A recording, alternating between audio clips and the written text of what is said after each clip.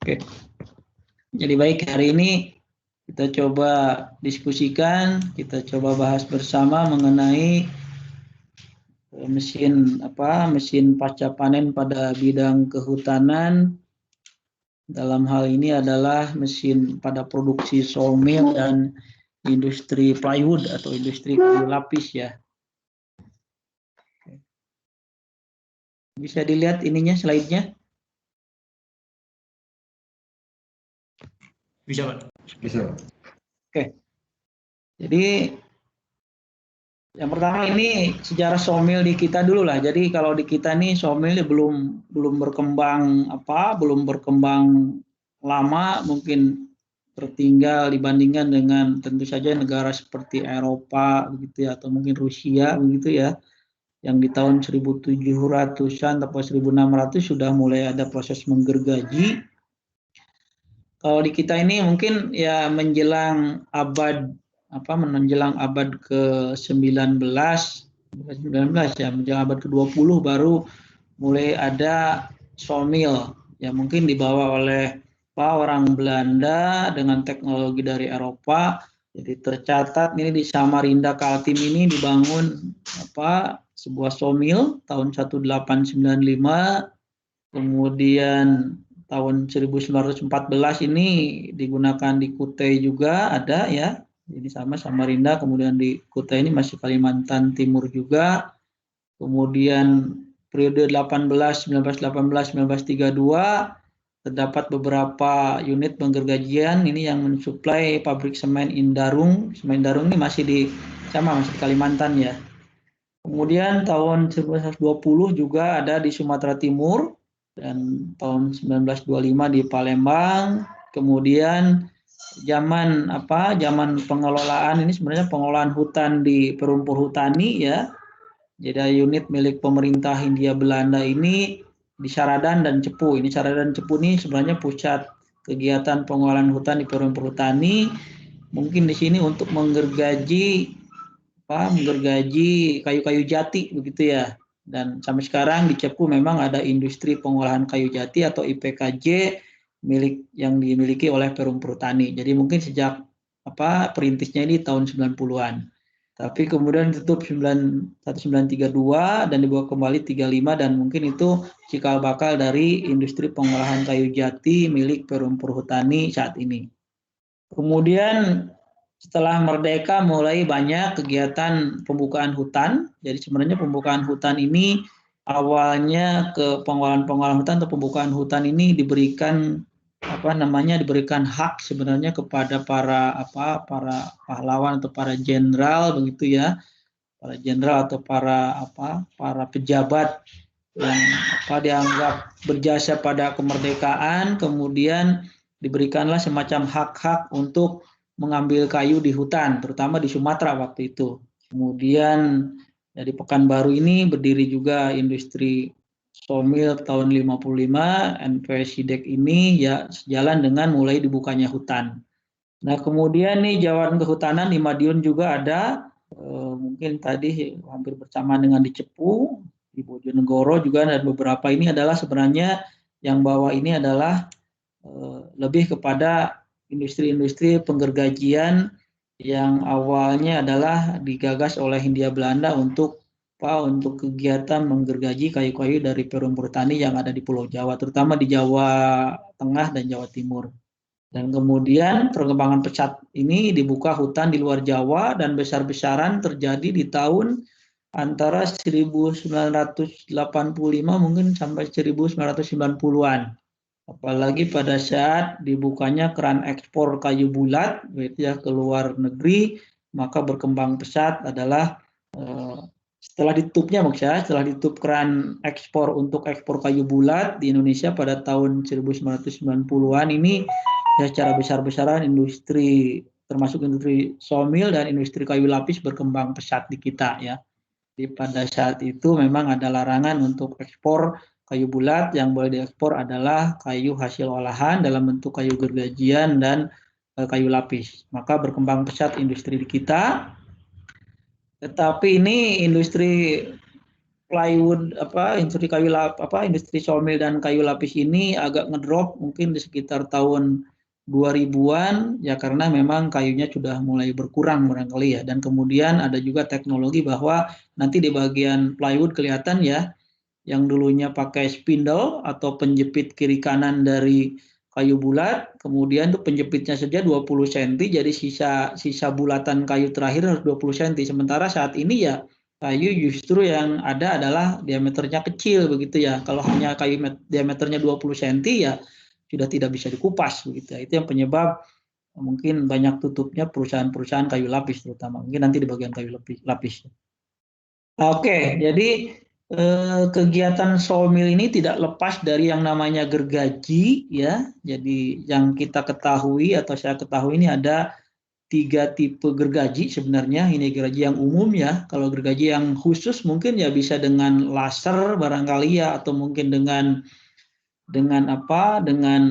air pun bisa barangkali ya. Dengan air, dengan ditembakkan dengan kecepatan yang sangat tinggi itu bisa untuk membelah. Bahkan kalau tahun lalu mungkin kakak kelas kalian sempat saya ajak ke sebuah industri pembuatan mesin-mesin peralatan pasca panen, pengolahan pasca panen. Dia membelah logam, itu ya, memotong logam, misalnya ini logam ini dipotong ini dengan air begitu ya. Kebayang nggak motong logam dengan air? Jadi ini misalnya kita mau belah gergaji ini jadi 2, itu dibelahnya dengan air. Logikanya masuk nggak? Cuma itu ada begitu ya. Jadi di Cimahi itu ada PT, kok lupa namanya PT-nya. Jadi tahun lalu kita masih sempat begitu ya. Tahun lalu ini pas hari Jumat terakhir kita kuliah lapangan ke industri tersebut. Kemudian hari Sabtunya itu kemudian pengumuman pandemi memang. Jadi setelah itu tidak ada lagi kegiatan kuliah lapangan. Jadi masih bisa melihat bahwa baja tebal ini bisa dibelah oleh air dengan kecepatan yang luar biasa begitu ya, kecepatan yang sangat tinggi. Jadi tipe gergaji ini ada yang pertama circular saw, kemudian yang circular saw ini ya seperti ini, kemudian ada band saw atau gergaji pita seperti ini ya, gergaji pita. Kemudian ada yang ketiga adalah gergaji rantai atau chainsaw. Ini 3 tipe gergaji yang ada. Untuk gergaji yang umum ya, kalau gergaji khusus tadi mungkin bisa dengan semacam semburan air yang sangat kuat, atau mungkin dengan laser barangkali ya untuk memotong. Jadi bisa dengan laser atau dengan semburan air bisa kita gunakan untuk memotong atau membelah. Jadi mirip dengan gergaji caranya. Oke. Nah, kalau circular saw ini sebenarnya ada kira-kira kelebihan kalau lihat gambar ini apa? Kelemahan dan kelebihan dari circular saw, band saw atau chainsaw? Dibandingkan 3 ini kira-kira apa kelemahan dan kelebihannya? Dari gambar ini bisa kalian ini kan? Kira-kira kelemahan dari circular saw ini apa? Oke, saya kasih poin aja. Kalau ini circular saw ini kita besarin, semakin besar ini apa yang terjadi? Rambah-rambahnya yang terpotong makin banyak, Pak. Enggak, ini kalau ini ukurannya segini, kemudian kita besarkan menjadi misalnya besar banget begitu. Apa kelemahannya? Gampang patah, Pak, circular saw-nya. Atau gimana?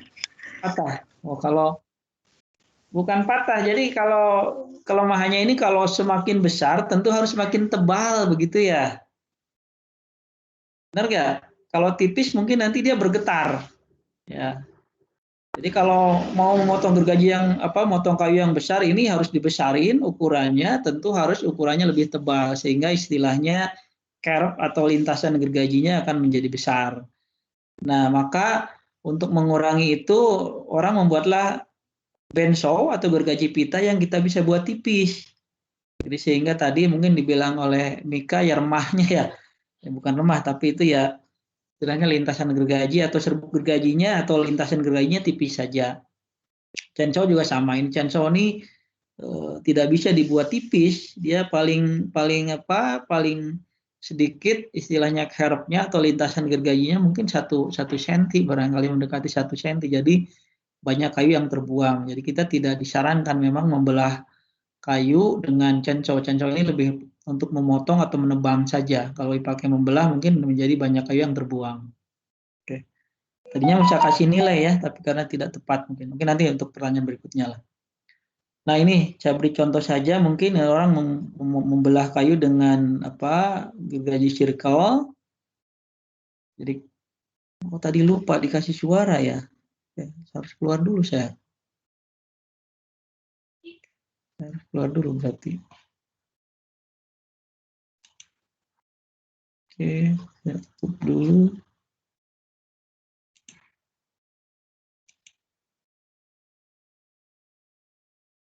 Harusnya pada saat ini diberi list tanda sound-nya ya. Oke, include komputer sound-nya. Oke, sudah.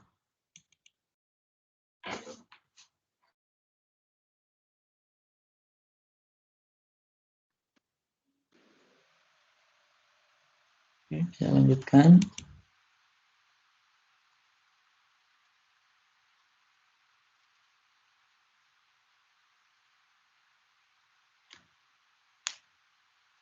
Jadi mohon maaf, ini agak berat komputernya. Oke. Jadi ini cara kerja di sebuah sawmill dengan menggunakan circular saw.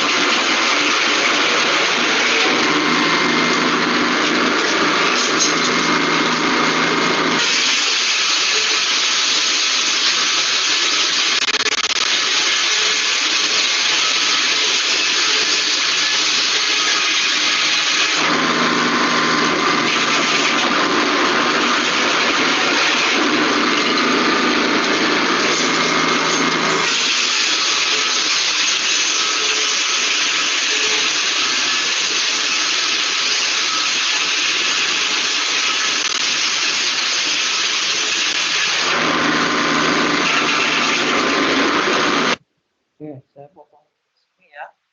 Jadi kelemahan dari kalau di sebuah sawmill menggunakan gergaji circular atau circle ini, diameter yang bisa dibelah tentu akan terbatas. Jadi untuk kayu-kayu yang diameternya misalnya sampai 1 meter atau 1,5 meter, itu akan sulit dibelah. Atau mungkin kalau kita perbesar lagi gergajinya, maka gergaji yang kita buat harus kita buat lebih tebal.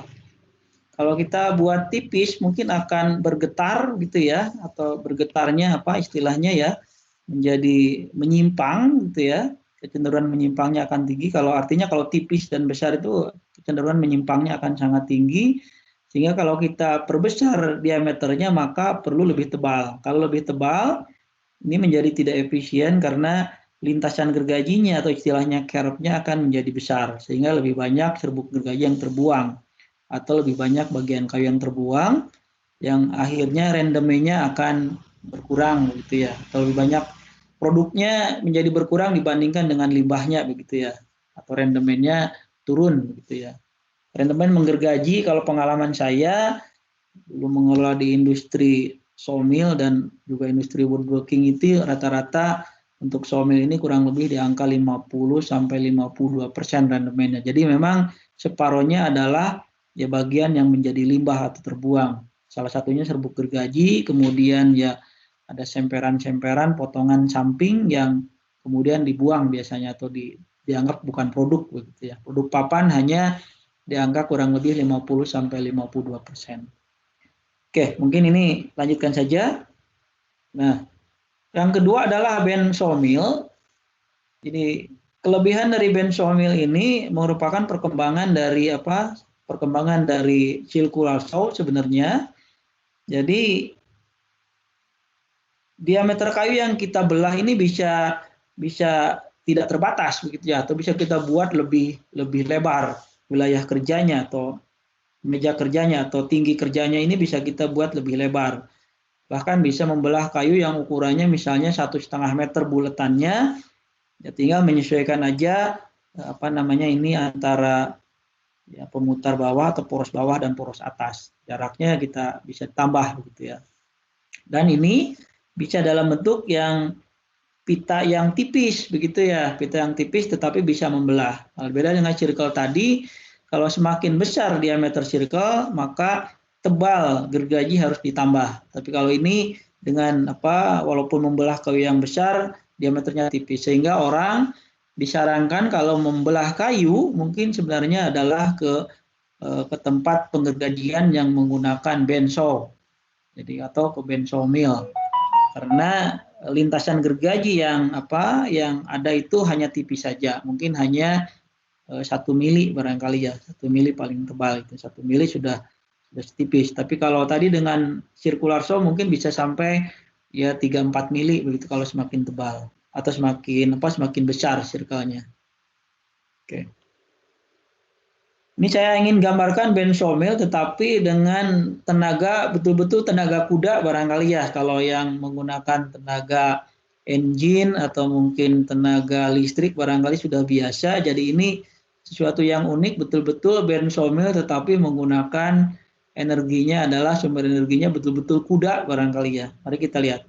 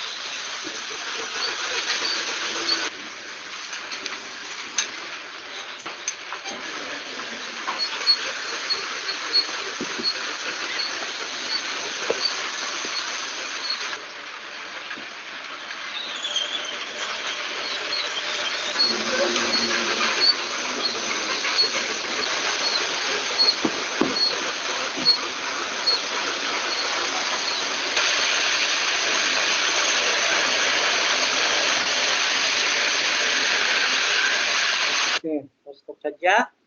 Jadi kelebihan dari gergaji pita atau benso ini adalah bahwa lintasan gergaji atau yang disebut dengan curve gitu ya, ini tipis saja, paling mungkin antara 1 sampai 2 mili saja, sehingga lebih sedikit serbuk gergaji yang lebih sedikit serbuk gergajinya, sehingga lebih sedikit bagian kayu yang terbuang.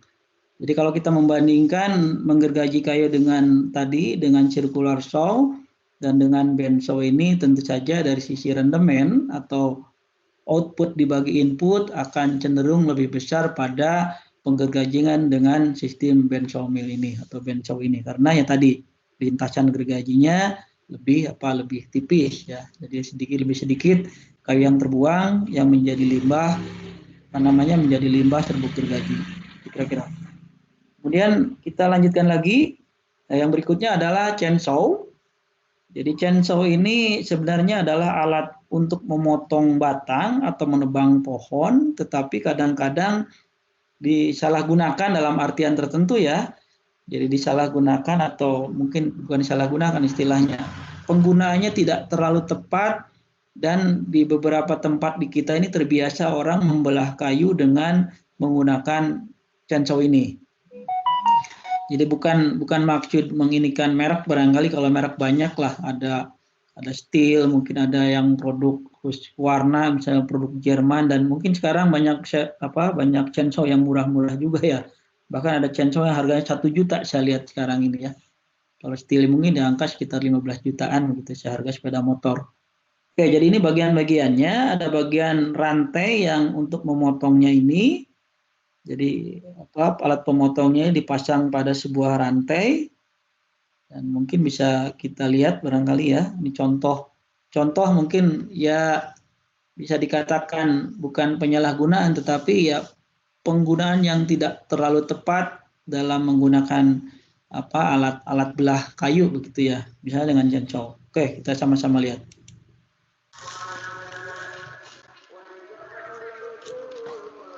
Tapi ini memang ya banyak terjadi di kita, terutama di desa-desa yang orang cenderung mungkin malas membawa kayu ke industri penggergajian, dan pada saat ditebang ya langsung dilakukan pembelahan gitu.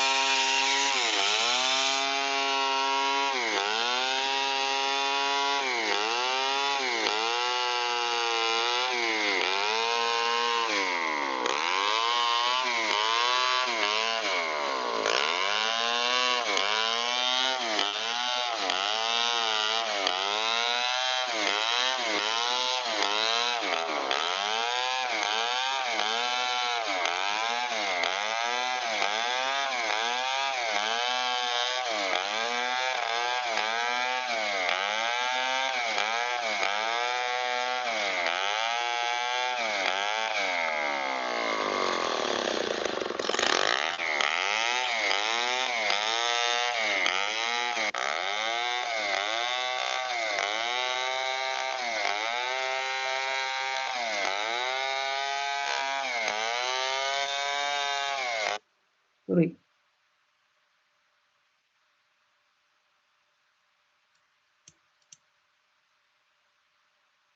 Saya ingin tunjukkan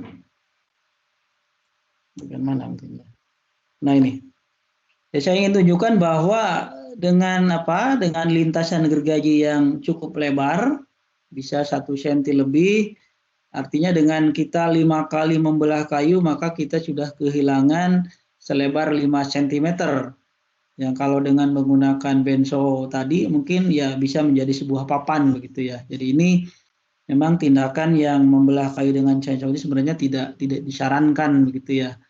Alangkah baiknya memang kalau menggergaji kayu adalah dibawa ke industri yang benso mill tadi. Jadi kalau dengan chainsaw mill ya akibatnya adalah banyak kayu yang terbuang yang harusnya menjadi papan. Kira-kira demikian. Oke, jadi ini secara ringkas proses produksi dalam sawmill ya.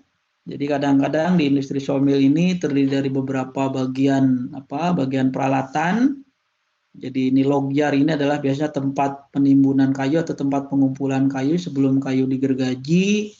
Kemudian tahap berikutnya adalah pembersihan kulit atau pembuangan kulit dan pembersihan kotoran.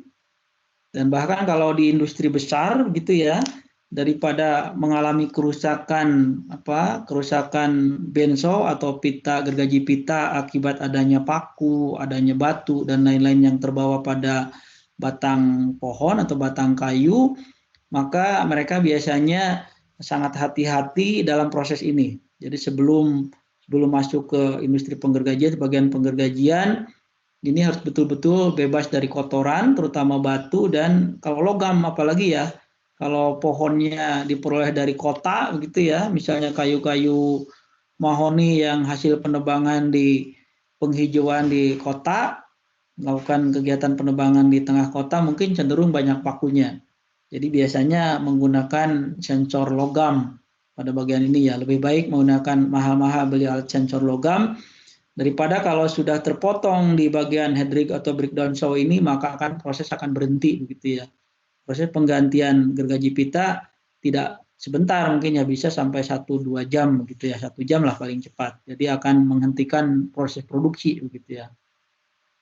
Setelah bersih dari kotoran, logam, dan batu dan lain-lain, biasanya dipotong rata dengan chainsaw, kemudian masuk ke gergaji pertama atau pembelahan pertama ini bisa menamakan dengan head rig atau gergaji utama atau mungkin disebut juga breakdown saw. Jadi pembelahan pertama sebenarnya. Kemudian dari gergaji yang pembelahan pertama ini biasanya masuk ke gergaji pembelahan berikutnya yang disebut dengan risaw atau mesin poni. Ini adalah pembelahan lanjutan. Jadi kayu dikecil-kecilkan jadi papan ini sebenarnya digergaji risaw atau mesin poni ini. Ini hanya membelah menjadi 4 misalnya atau menjadi 2, dikecilkannya adalah bagian mesin yang risaw ini. Kemudian ada perataan sisi, ini adalah gergaji yang meratakan sisi, namanya proses edging atau mesinnya edger, kemudian diratakan ujung dengan proses namanya trimmer atau gergaji trimmer dan prosesnya adalah trimming. Ini kira-kira secara singkat biasanya yang ada di industri penggergajian. Baik, sampai saat ini dulu, sampai sini ada yang tanyakan dulu barangkali terkait yang saya sampaikan.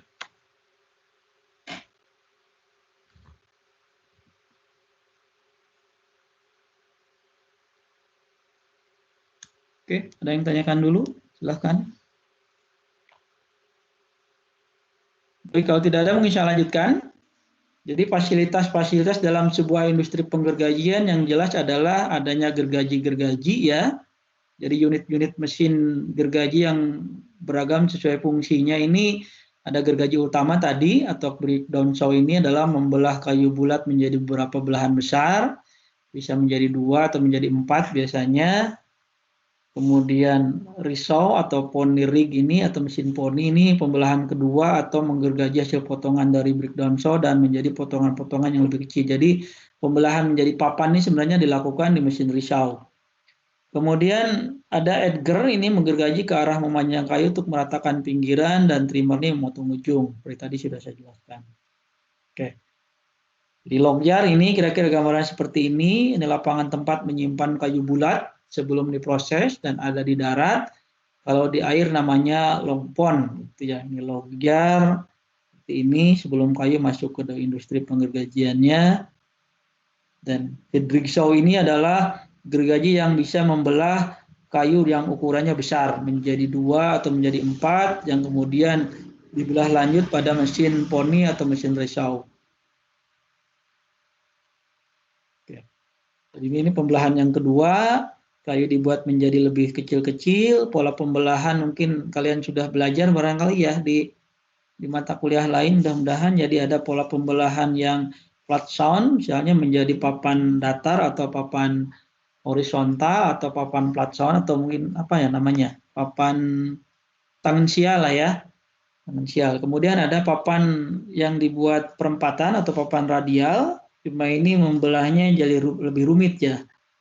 Nah, kira-kira kelebihan dari kita membuat papan seperti ini apa? Kenapa kita harus repot-repot membelah papan seperti ini? Oke, yang biasa saja bisa beri nilai, mungkinnya saya beri poin. Kenapa kita harus repot-repot membelah papan dalam bentuk perempatan seperti ini? Mau coba jawab, Pak? Oke, namanya siapa?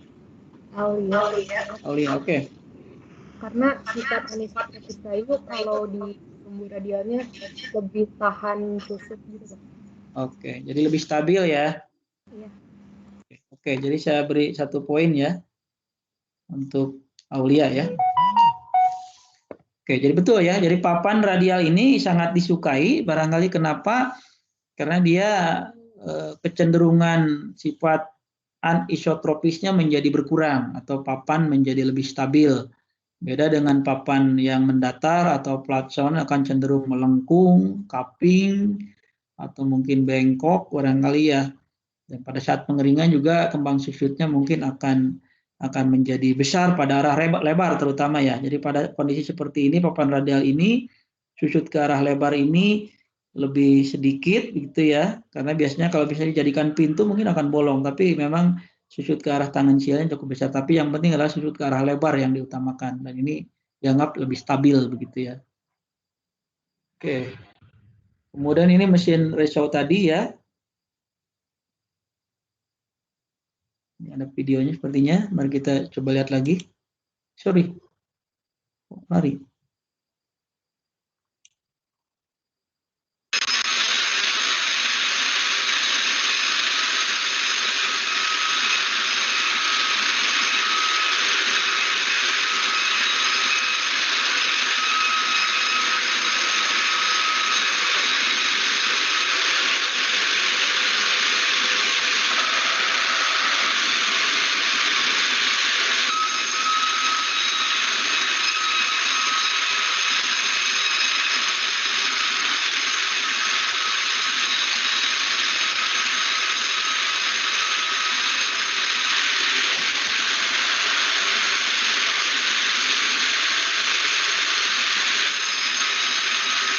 Oke. Pertanyaannya apa keunikan dari gergaji ini?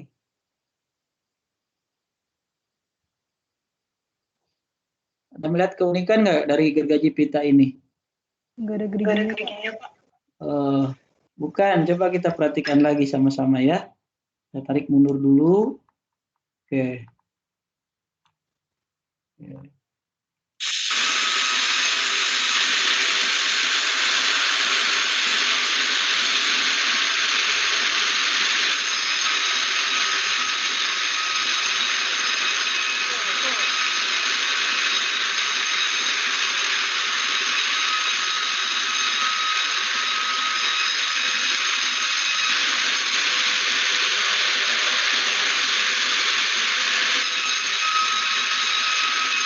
Oke, sudah bisa melihat keunikan dari gergaji ini?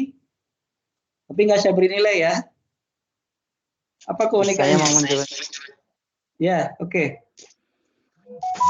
Yang yang pertama untuk itu otomatis bergerak. Yang kedua itu arah vertikal gerak naik itu caranya, sedangkan kayunya itu yang mendekati gergaji. Oke, ada yang jeli mungkin apa keunikan dari gergaji ini? Coba Saya mau mencoba, Pak. Oke. Tapi nggak diberi nilai ya, nggak apa-apa ya. Nggak Ini apa-apa. mah ini aja lah, hiburan aja. Apa keunikannya? Kalau dari situ kelihatan bisa motong lengkung gitu, Pak. Oh, bukan. Ada yang lain mungkin. Atau kita ulangi lagi. Kita lanjutkan deh, mungkin.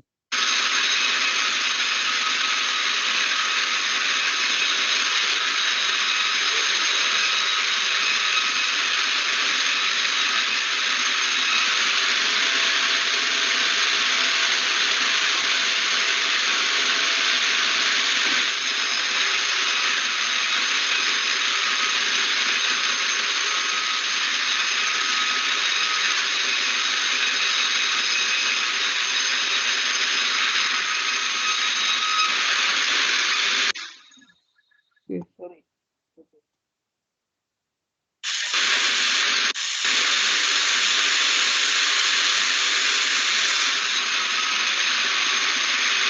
Oke, sudah ada yang bisa melihat? Sudah panjang ini, sudah berkali-kali. Dan bisa melihat ya keunikan dari gergaji pita ini. Gak ngeh ya. Jadi ini keunikan gergaji ini. Jawab. Oke, boleh, silakan. Ini tadi Mungkin bolak-balik ya. Hah? Bolak-baliknya itu sih, Pak. Iya, jadi kalau bolak-balik artinya apa? Jadi dia bisa membelah dari sini, bisa juga membelah dari arah sini. Artinya apa? Pitanya ini. Betul nggak? Bisa dari sebelah sini membelah, balik lagi ke sini. Ya, gitu. Jadi ini gergaji unik. Memang ada mata gergajinya ada pada dua sisi, begitu ya. Pada saat ke sini dia membelah, balik lagi juga bisa membelah. Jarang-jarang saya melihat gergaji seperti ini ya. Biasanya hanya satu sisi. Kalau setelah membelah dia dorong carry-nya ke belakang, maju lagi, dorong lagi ke belakang, belah lagi, dorong lagi ke belakang, belah lagi. Tapi kalau ini tidak, jadi dia belah, balik juga belah, maju juga belah, mundur juga belah. Jadi ini artinya pitanya itu adalah diisi dengan dua sisi mata gergaji begitu ya. Ini unik memang. Ya, kira-kira ya. Ini tidak diberi nilai nggak apa-apa ya. Saya lanjutkan. Nah, kemudian yang berikutnya adalah Edgar saw atau gergaji yang fungsinya meratakan sisi papan. Jadi biasanya bisa dipasang dua gergaji sekaligus, begitu ya, seperti ini. Atau juga Edgar ini bolak-balik. Jadi satu sisi dikerjakan, dibalikin lagi, satu sisi lagi dikerjakan. Bisa dengan gergaji sirkular, bisa juga dengan tadi sebenarnya dengan mesin poni lagi barangkali ya, yang difungsikan sebagai, atau mesin resource lagi yang difungsikan sebagai alat untuk meratakan atau gergaji untuk meratakan satu sisi begitu ya. Bisa juga dengan bentuknya sirkular. Oke, ini mungkin contoh videonya.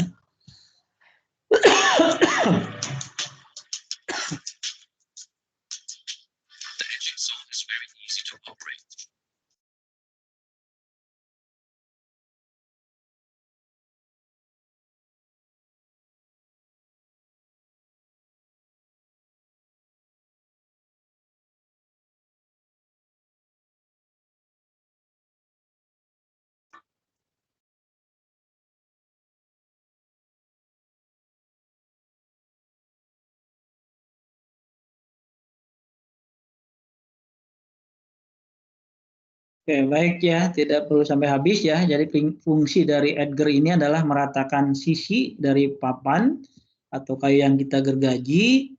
Cuma saya ingin cerita mundur dulu barangkali ya dari proses tadi. Oke. Jadi kalau di kita kadang-kadang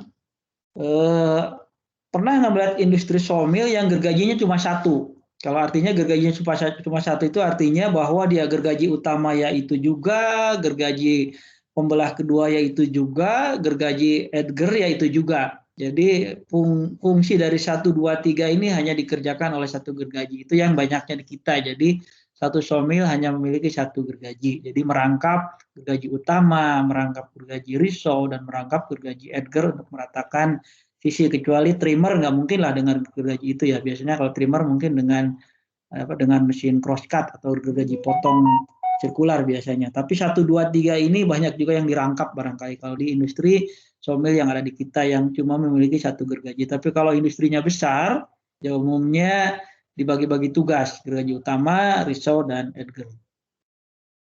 Oke, kita lanjutkan. Kalau ada yang ditanya mungkin silahkan motong ya. Kalau trimmer ini kira-kira seperti ini dengan menggunakan gergaji model crosscut, sebenarnya memotong lintang, namanya crosscut ini, gergaji crosscut, memotong panjang pada arah melintang batang untuk menyamakan panjang dari kayu biasanya. Seperti ini ya. Jadi kalau ini sebenarnya kalau pola seperti ini kalian dengan sudah belajar sensor itu ya. Kalian bisa membuat crosscut yang otomatis dengan menggunakan sensor. Misalnya pada saat kayu menyentuh ujung ini ada sensornya, maka gergaji akan memotong. Kayu jalan, menyentuh sensor, gergaji turun, atau sensor ini menyentuh, maka listrik akan bekerja, gergaji bisa memotong atau maju begitu ya. Jadi ini bisa maju secara kita atur lah dengan semacam hidrolik barangkali, hidrolik diatur dengan listrik diatur oleh sensor, Gitu ya. Jadi dulu di industri saya membuat seperti itu ya. Jadi untuk memotong crosscut ini didorong kayu, kayunya menyentuh ujung sensor, maka listrik nyambung, ya gergaji secara otomatis motong. Gitu ya. Jadi bisa kita buat sebenarnya. Misalnya kalau kalian mau contoh buat mesin yang rancangannya seperti itu juga boleh. Misalnya trimmer saw otomatis barangkali ya. Pada saat kayu menyentuh dari ujung sensor, maka gergaji akan bekerja begitu, atau ada semacam hidrolik yang bisa naik turun. Ya, mungkin ini contoh barangkali ya.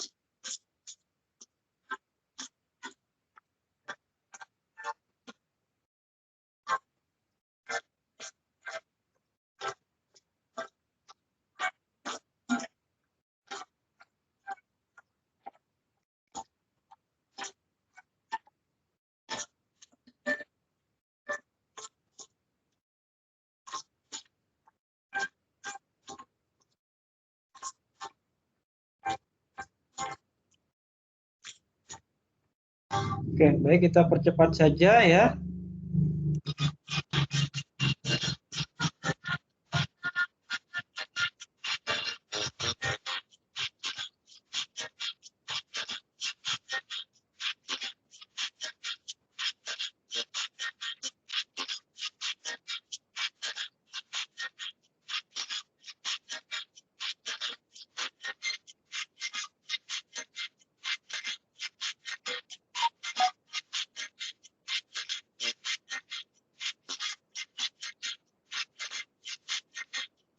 Oke, baik, sebenarnya di sini saya ingin menunjukkan bahwa ini adalah proses produksi yang ke arah otomatisasi, begitu ya. Dan tentu saja ini tidak terlepas dari pelajaran yang sudah kalian peroleh adalah mata kuliah sensor, begitu ya. Tadi contoh, misalnya kayu bulat, maju pada saat menyentuh ujungnya, dia akan dijepit dengan sendirinya, kemudian gergaji motong dengan sendirinya. Itu artinya adalah sensor gerak yang menyentuh, kemudian akan tadi mungkin mengalirkan listrik, akan menjepit dan memotong. Kemudian banyak hal yang kita bisa lihat bahwa dalam bentuk sensor-sensor gerak sebenarnya saya lihat ya, pada saat menyentuh, kemudian ada relnya yang jalan dan lain-lain barangkali. Mungkin sangat bermanfaat sekali barangkali pelajaran tentang sensor itu, mungkin salah satunya adalah pada proses fabrikasi atau proses otomatisasi sebenarnya. Baik, kemudian materi yang kedua adalah tentang kayu lapis. Jadi kalau tadi adalah kayu gergajian, yang kedua adalah kayu lapis. kenapa orang mengembangkan kayu lapis? Kayu lapis ini tentu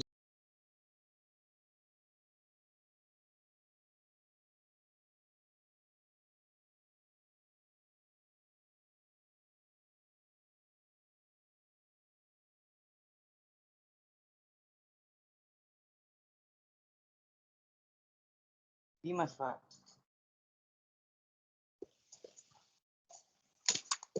Dimas, Pak. sebut. Oh Dimas, oke Dimas. Apa kelebihan? Kenapa kita menggunakan kayu lapis barangkali ya?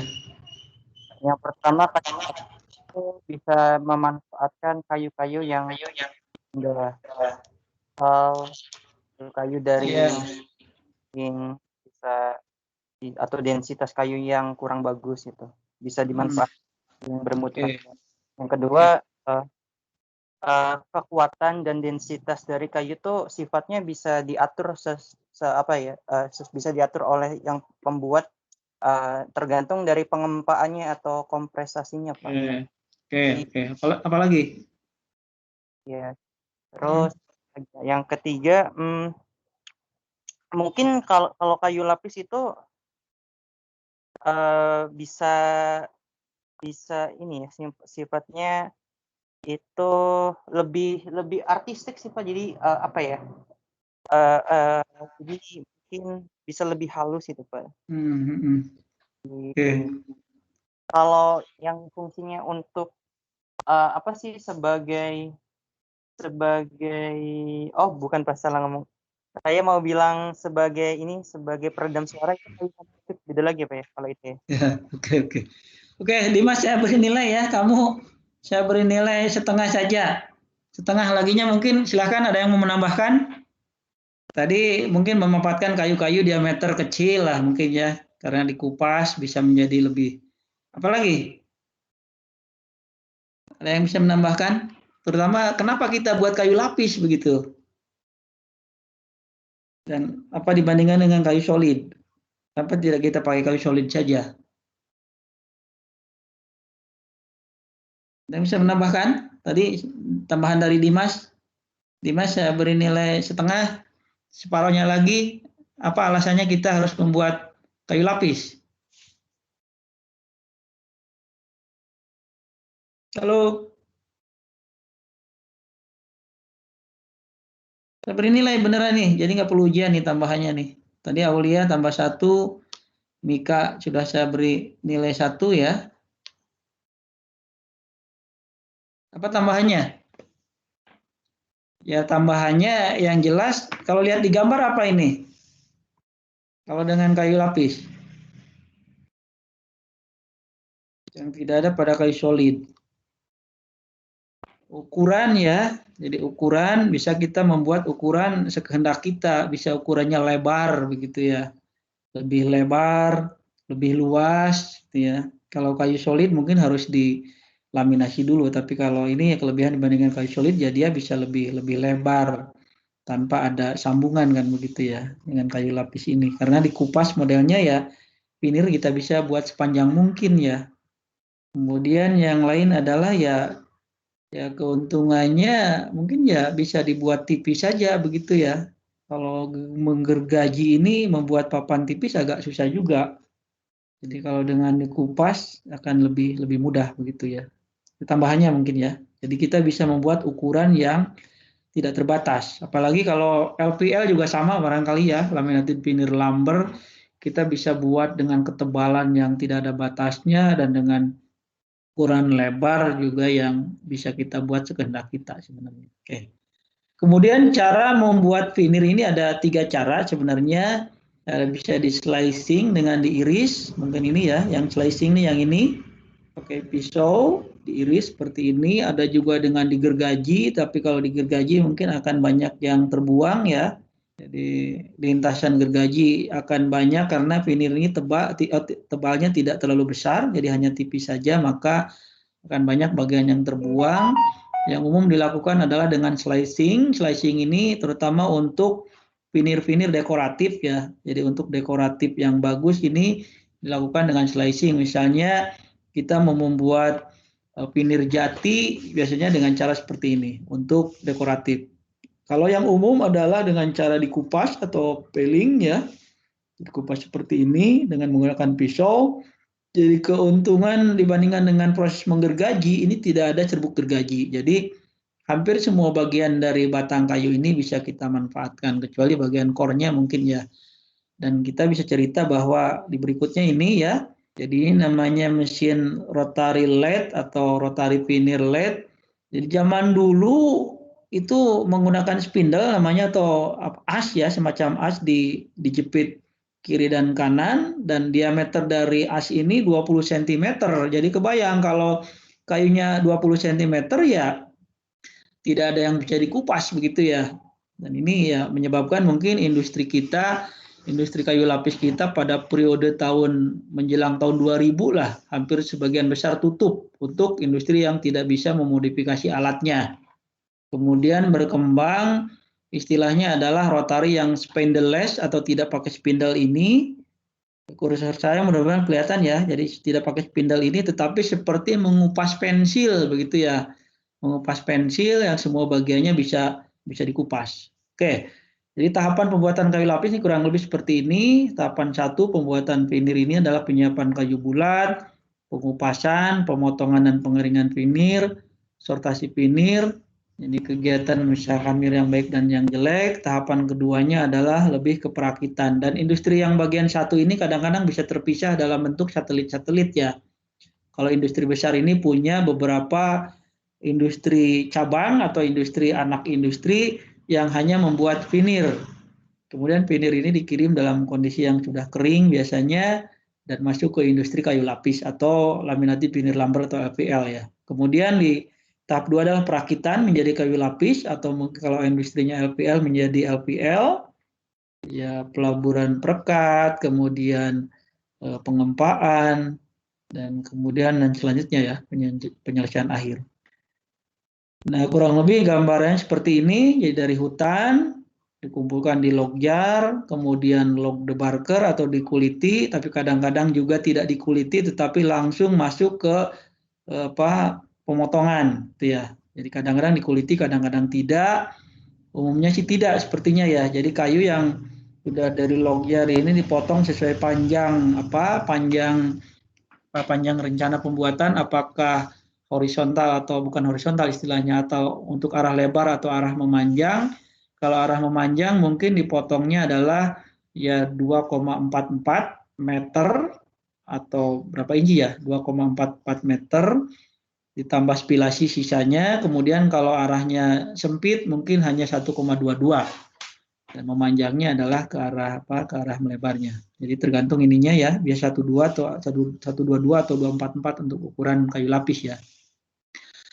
Kemudian setelah dikupas ini dipotong-potong, biasanya tadi 1,22 dilebihkan spilasi misalnya 10 cm kiri kanan atau mungkin 244 dilebihkan gitu ya. Kemudian dilaburi, diberi labur, jadi di cold pressing dulu supaya rata. Oh sini ya betul ya. Jadi di drying dulu, dikeringkan dulu, kemudian di spreading atau diberi perekat atau gluing, proses gluing, kemudian di press dingin sebelum masuk ke hot press. Karena menggunakan perekatnya biasanya adalah perekat thermosetting yang mengering atau matang pada kondisi panas dengan hot press. Kalau perekatnya UF mungkin pada suhu 115 derajat Celcius.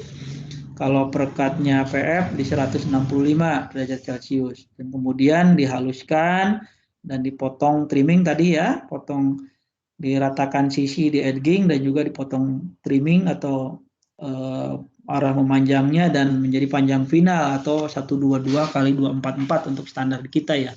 Baru di grading dan di packing. Grading ini sebenarnya kalau kita ada SNI-nya, dan SNI-nya itu kalau nggak salah grade-nya A, B, C sampai D, dan kemudian grade upkir sebenarnya yang E ini upkir.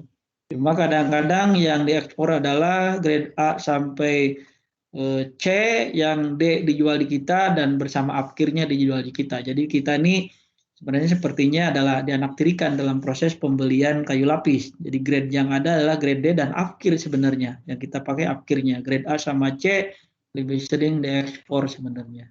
Oke. Oke, saya ada yang tanyakan dulu sampai di sini.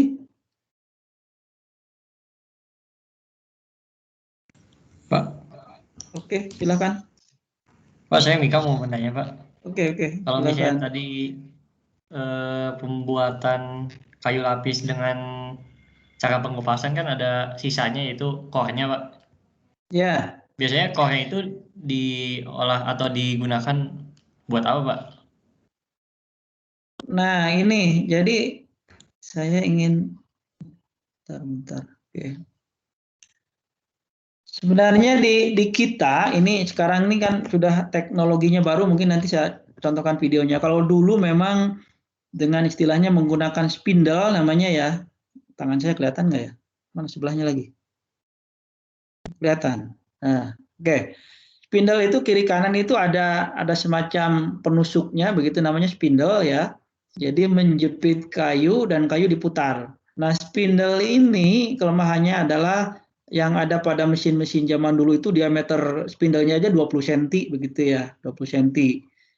Nah, kalau 20 cm kebayang berapa harus bahan bakunya. Kalau dulu zaman HPH atau zaman IUPHK zaman dulu diameter kayu besar-besar, mungkin di atas 50 cm ya. Jadi kalau dikupas sisa 20 cm ada bagian diameter 30 cm yang terkupas. Sisanya 20 cm bisa dijadikan kayu gergajian, masih bisa ya. Tapi kalau sekarang dengan teknologi yang ada ini seperti mengupas, mirip-mirip mengupas pensil, tapi kalau pensil agak miring ya. Jadi core-nya itu hanya sisa paling di bawah 5 cm begitu ya, sebesar gagang sapu saja begitu ya. Sebesar gagang sapu saja, dan itu pun sebenarnya adalah bagian empulur dari kayu. Yang lebih banyak bagian apa namanya istilahnya parenkimnya begitu ya. Dan itu biasanya dijadikan kayu bakar untuk boiler saja, untuk pengeringan atau mungkin tenaga uap untuk pressing dan lain-lain. Itu saja mungkin kira-kira Mika ya. Mungkin bisa kita lihat videonya deh. Jadi sebenarnya ada video yang pakai spindle tapi terlalu berat, tadi saya buang. Ini sudah saya buang karena menjadi ini hampir 400 mega ininya bahan paparan saya. Jadi terlalu berat lah. Jadi tadi saya buang yang ada spindlenya, ya spindlenya 20 cm, itu menyebabkan pabrik di kita banyak tutup pada tahun 2000-an ya. Jadi karena kayu kita makin mengecil ya, kalau spindlenya aja 20 cm ya nggak ada yang bisa dikupas. Oke, mungkin pada video ini bisa kita melihat. Oke, saya selalu lupa. Saya pause dulu. Jadi setiap video share itu harusnya apa namanya diberi suara ya. Oke. Ini materinya terakhir nih, sedikit lagi ya.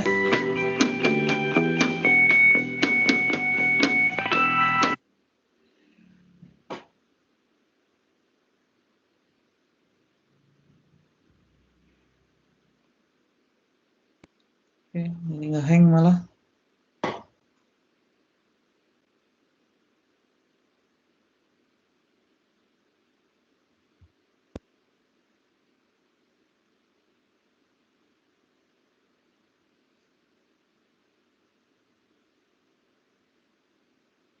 Sorry, malah ngehang.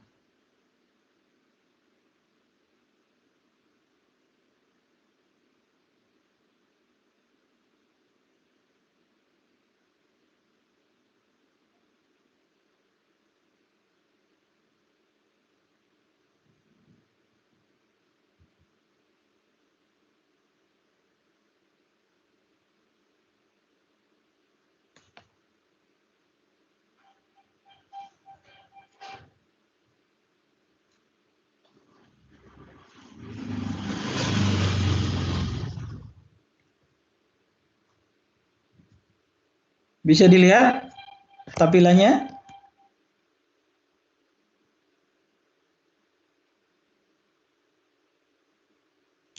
Bisa Pak, tapi belum jalan videonya. Ya, ini macet malah. Bentar.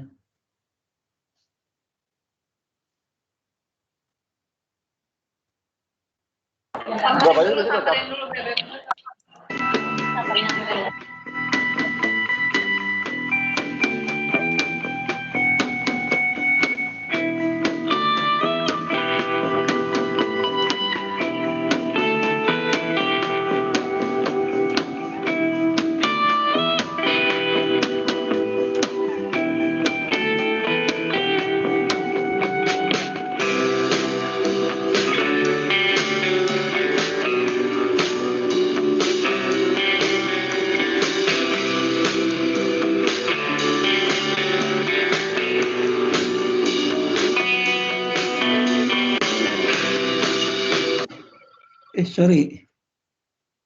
Putus. Mau info ada suara musiknya enggak? Ada, Pak. Ada, Pak. Sorry. Ini lari-lari terus ini. Majuin dulu. Nah.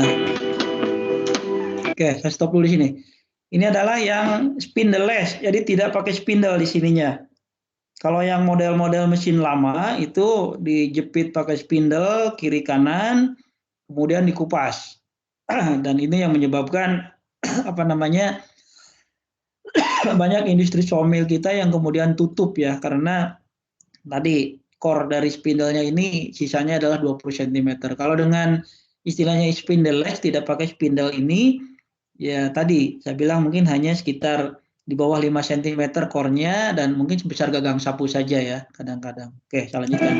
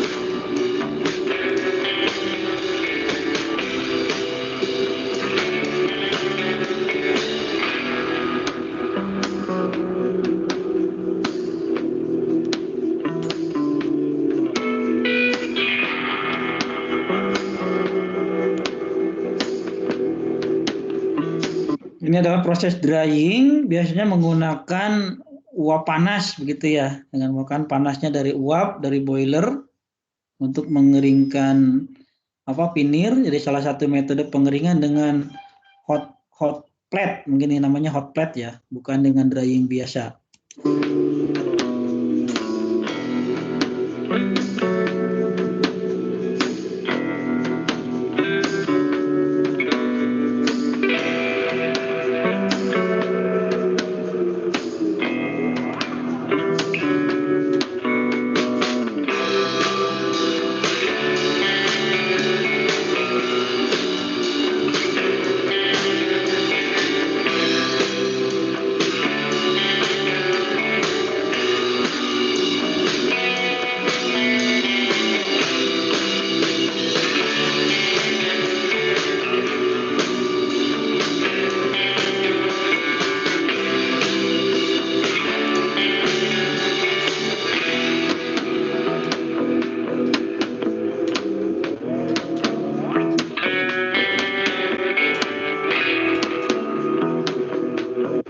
Oke, saya percepat aja.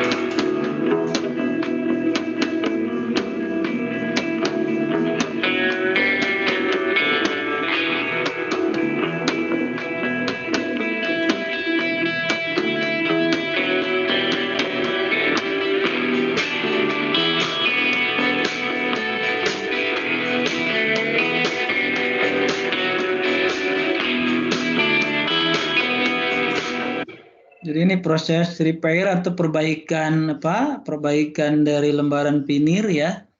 Jadi kondisi kayu kita saat ini memang ya seperti ini, banyak tambalan-tambalannya. Kalau zaman dulu kayunya besar-besar ya memang mulus pinirnya itu, baik bagian face, back maupun core-nya. Kalau sekarang ya banyak tambalannya gitu ya. Oke, kita pas saja. Berikutnya apa? Ini English Trader ya.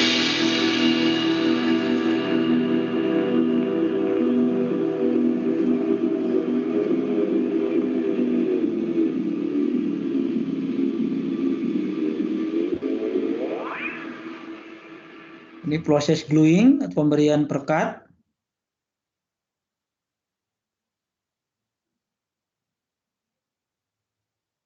Oke, kita pas saja. Ini sudah diberi perekat. Kemudian ya cold press setelah ini ya. Dipasangkan, dilakukan pengepresan dingin.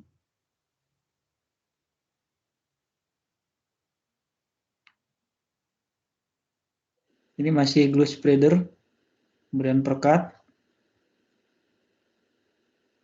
Oke.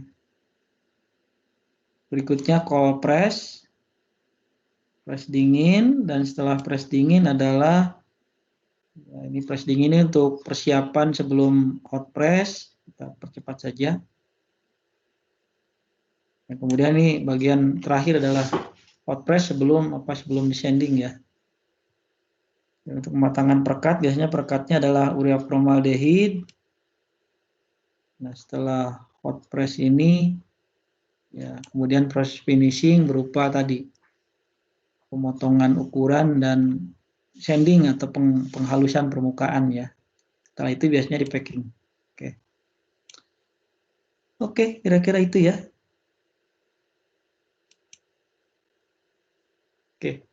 Sampai sini yang ditanyakan untuk proses plywood, karena untuk materinya sebenarnya mungkin ada di mata kuliah lain ya. Saya lebih menunjukkan dari sisi mesinnya saja.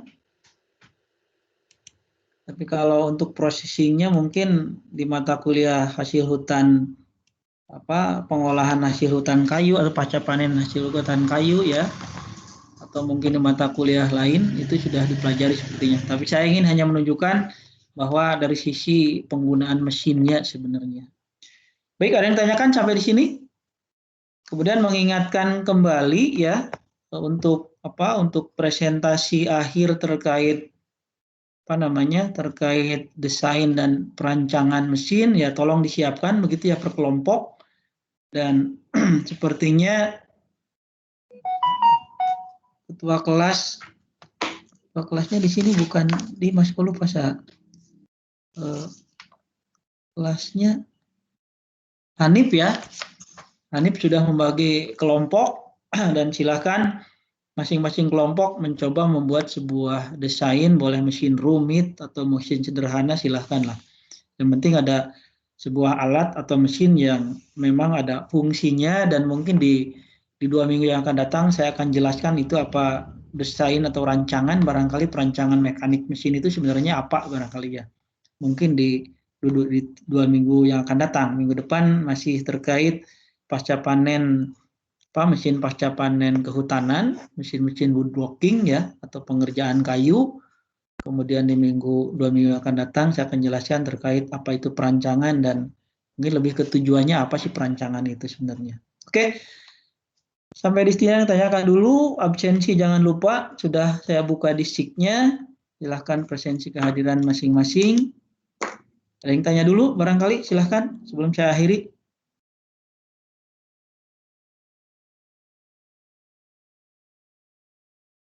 Oke. Baik, kalau tidak ada yang tanya mungkin ya materi hari ini cukup sekian. Sampai ketemu minggu depan di mata kuliah